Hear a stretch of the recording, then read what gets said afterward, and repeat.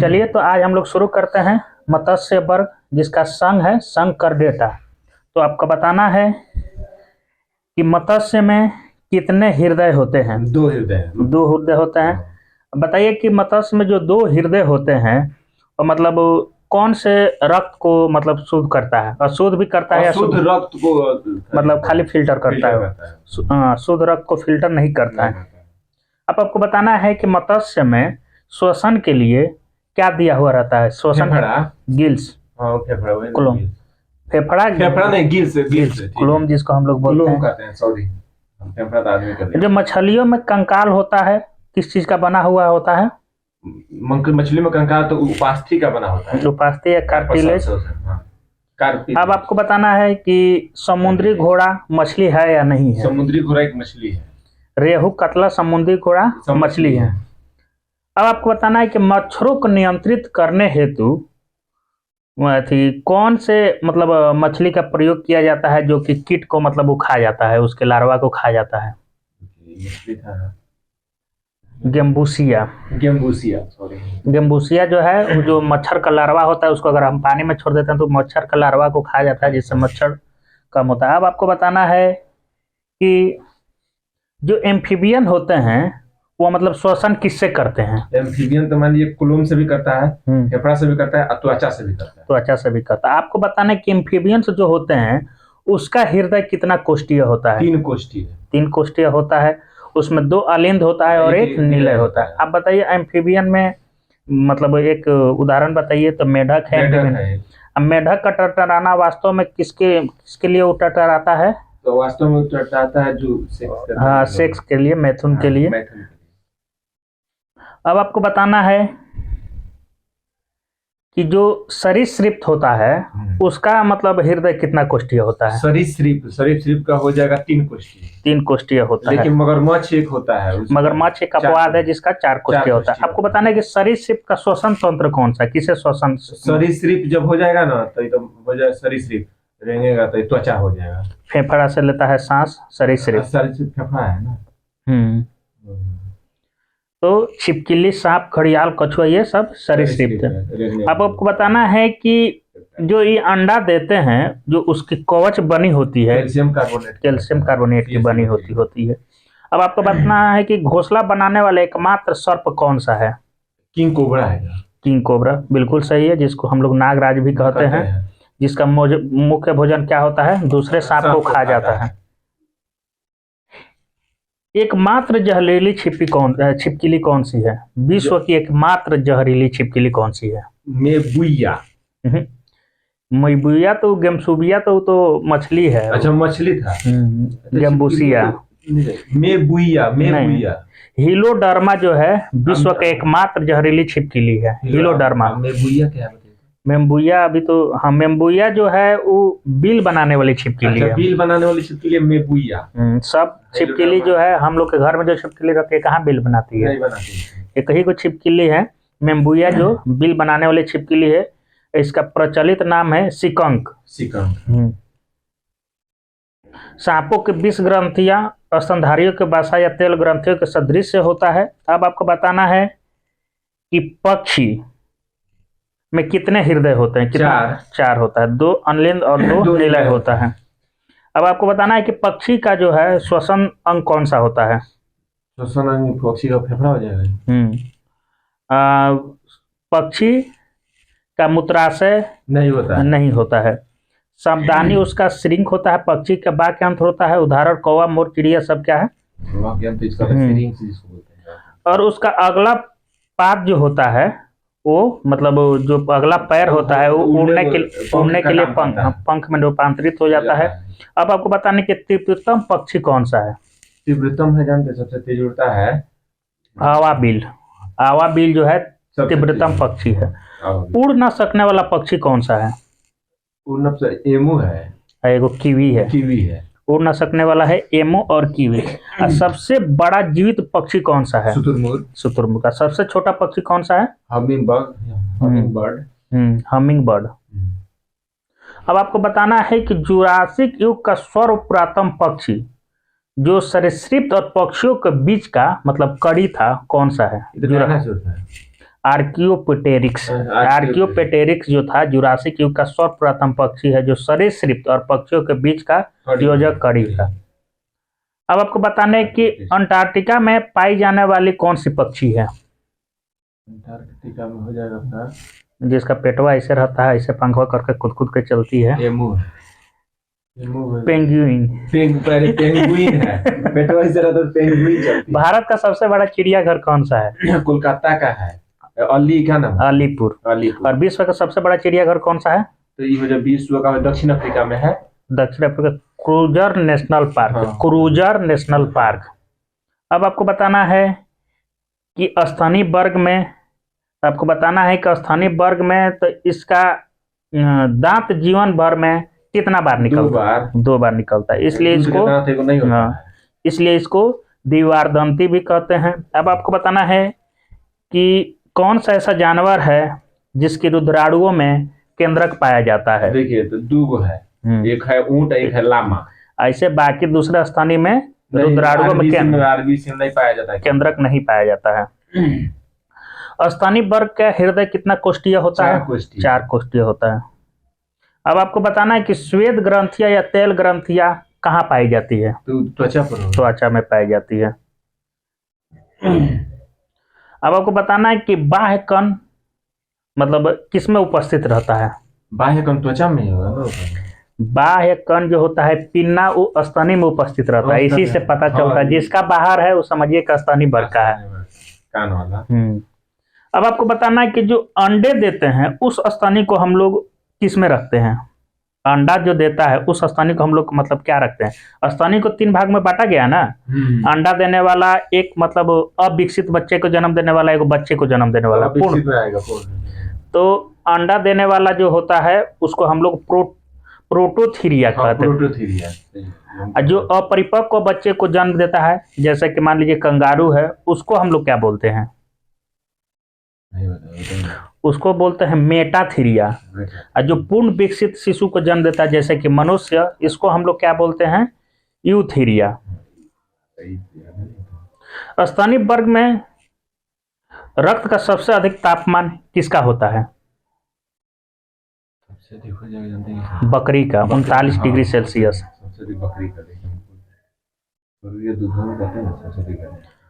अब आपको बताना है कि रक्त बिंबाणु का जीवन काल कितना दिन का होता है? प्लेटलेट्स 120 से 120 दिन। रक्त बिंबाणु का जीवन काल होता है 3 से 5 दिन। अच्छा, प्लेटलेट्स ना हो। हाँ, आरबीसी का जो बता रहे हैं उसका होता है 120 से 120 दिन। डब्ल्यूबीसी का 2 से 4। डब्ल्यूबीसी का 2 से 4 दिन। आपको बताना है कि डब्ल्यूबीसी का मृत्यु कहाँ होता है? अस्थि मज्जा में। फिर से क्वेश्चन सुनिए, डब्ल्यूबीसी का मृत्यु कहाँ होता है? डब्ल्यूबीसी जो बता रहे हैं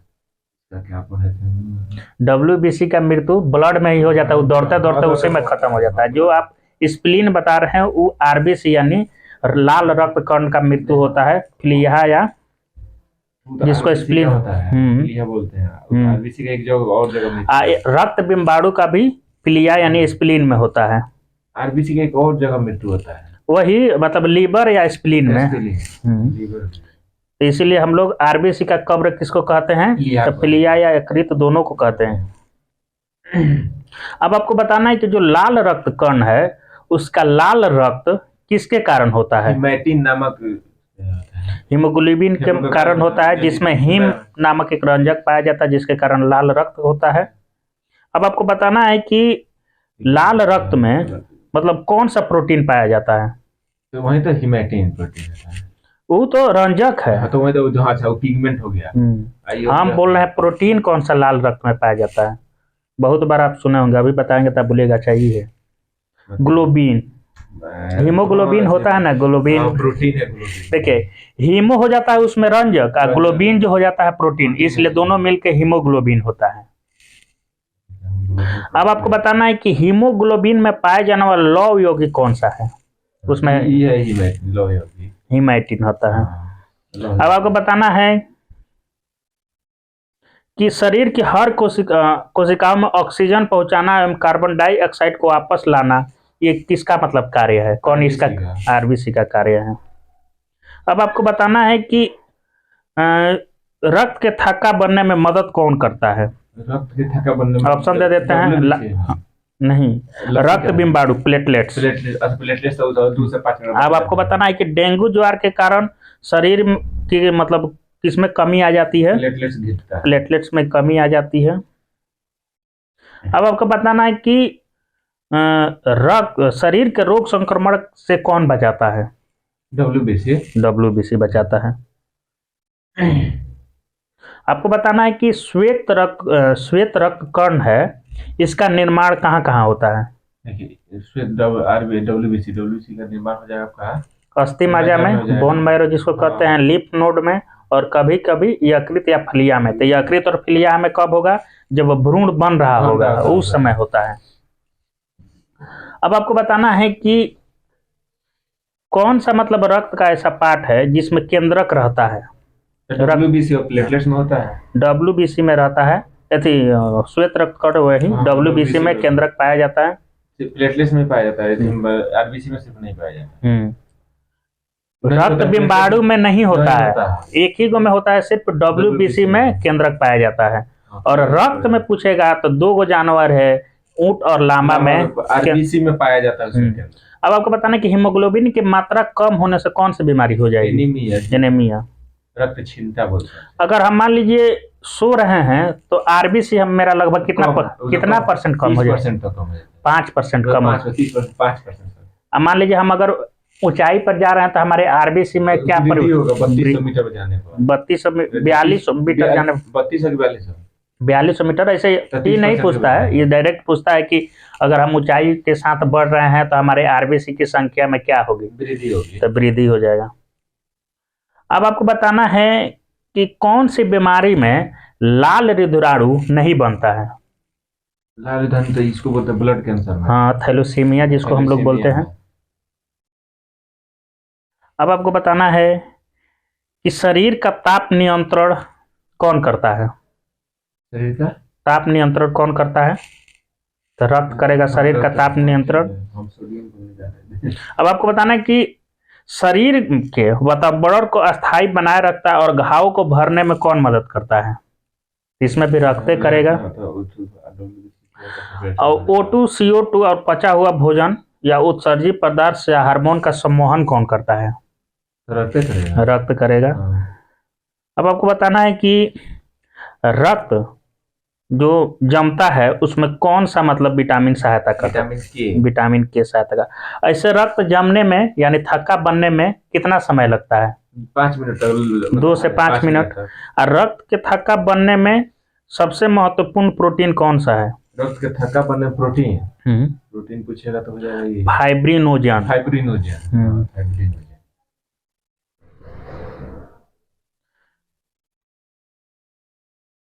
आपको बताना है कि जो लिम्फोसाइट होता है वह कितना प्रकार का होता है। लिम्फोसाइट 3 प्रकार का, T और B।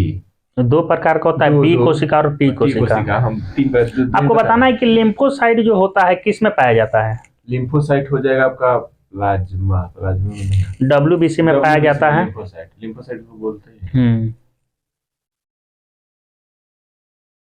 आपको बताना है कि T कोशिका का मतलब कार्य क्या रहता है, उसमें T कोशिका प्रतिरक्षा करता है और B कोशिका जो होता है प्रतिरक्षियों का निर्माण करता है। ये निर्माण करके उसको देगा तब वो प्रतिरक्षा करेगा। आपको बताना है कि WBC में सबसे अधिक मतलब क्या बनता है, कौन सा मतलब पदार्थ या कौन सा कणिकाएं बनती है WBC में सबसे अधिक, लगभग 60 से 70% रहता है उसमें।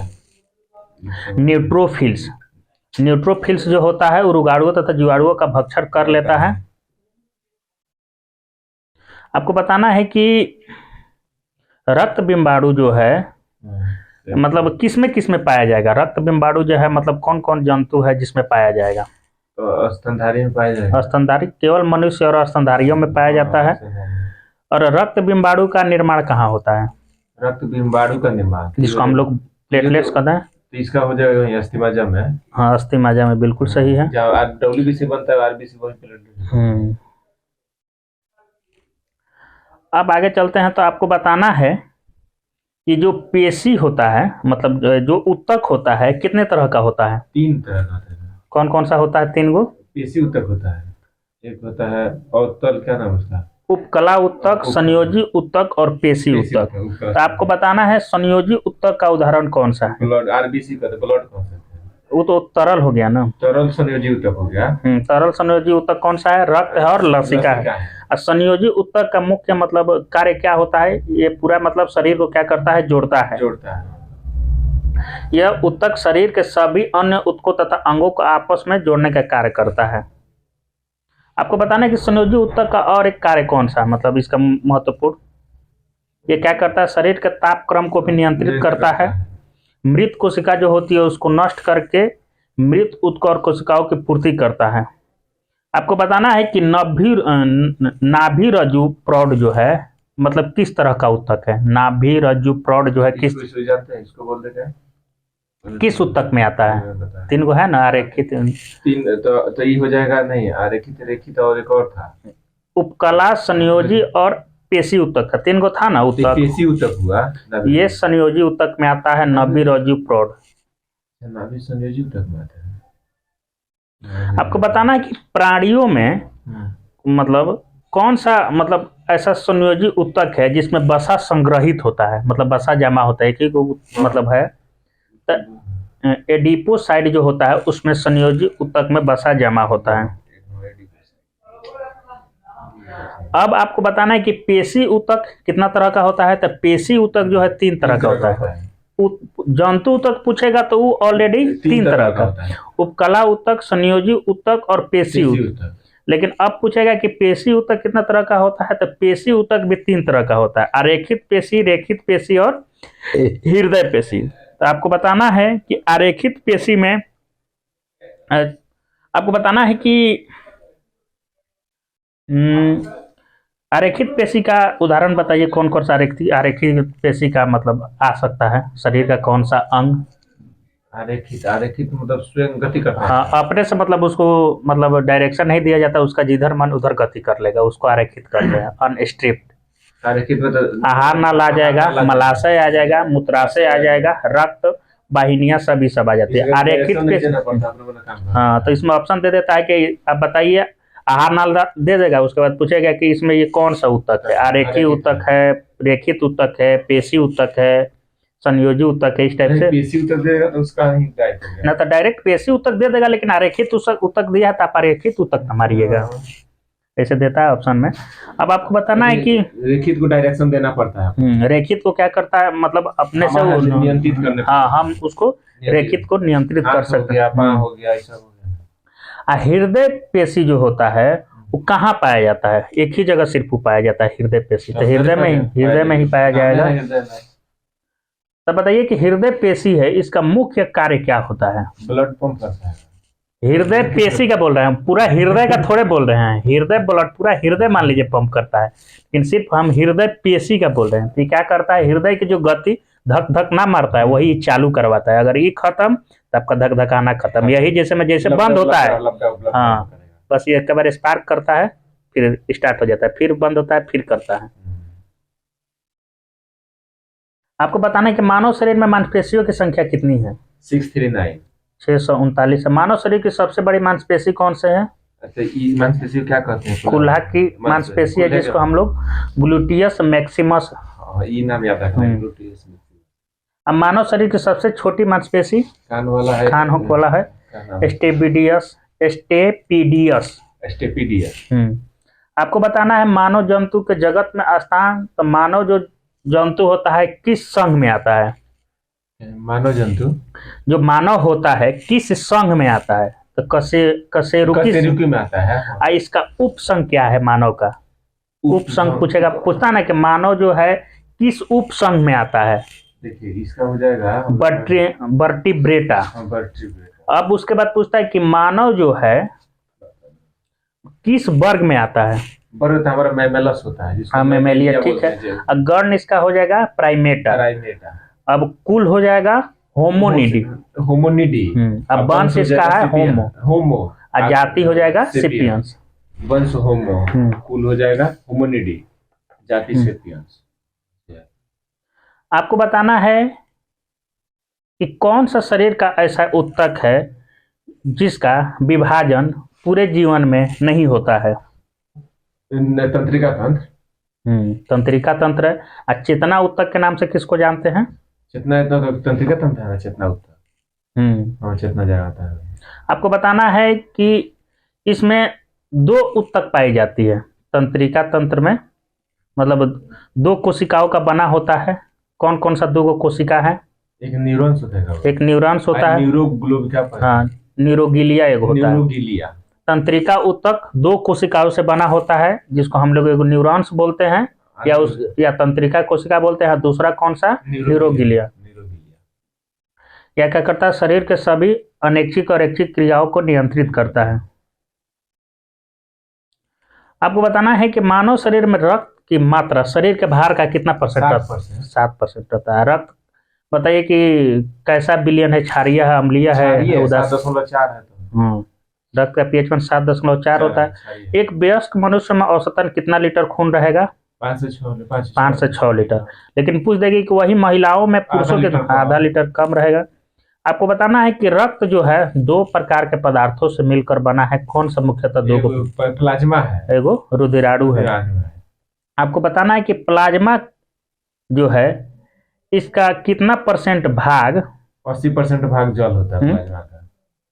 60% भाग लगभग प्लाज्मा जो होता है रक्त का 60% होता है। और 40% क्या होता है? रुधिराणु है। रक्त का 60% प्लाज्मा और 40% रुधिराणु। और पूछता है कि प्लाज्मा का कितना परसेंट भाग पानी रहेगा? 90% भाग पानी होता है, हम ये बोल रहे हैं। अब प्रोटीन होता है प्लाज्मा में कितना परसेंट? 7% प्रोटीन। 9% लवण होता है और 0.1% ग्लूकोज होता है। बाकी सब आपको बताना है कि प्लाज्मा का मुख्य कार्य क्या होता है? तो प्लाज्मा पचे हुए भोजन और हार्मोन को शरीर में सम्मोहन करता है, यानी शरीर के अनेक भागों में लेके जाता है। आपको बताना है कि सेरम मतलब कैसे बनता है? जो प्लाज्मा में से जो कौन सा? चलिए क्वेश्चन को और थोड़ा सा आसान करते हैं। बताइए कि प्लाज्मा में से कौन सा प्रोटीन निकाल लिया जाता है, जो बाकी बचता है उसको हम लोग सेरम कहते हैं। कौन सा प्रोटीन निकालने के बाद सेरम बन जाता है? कौन सा? फाइब्रोनेजेन। हाँ, बिल्कुल सही है। फाइब्रोनेजेन नामक प्रोटीन निकाल लिया जाएगा प्लाज्मा में से, तब वो सेरम बन जाएगा।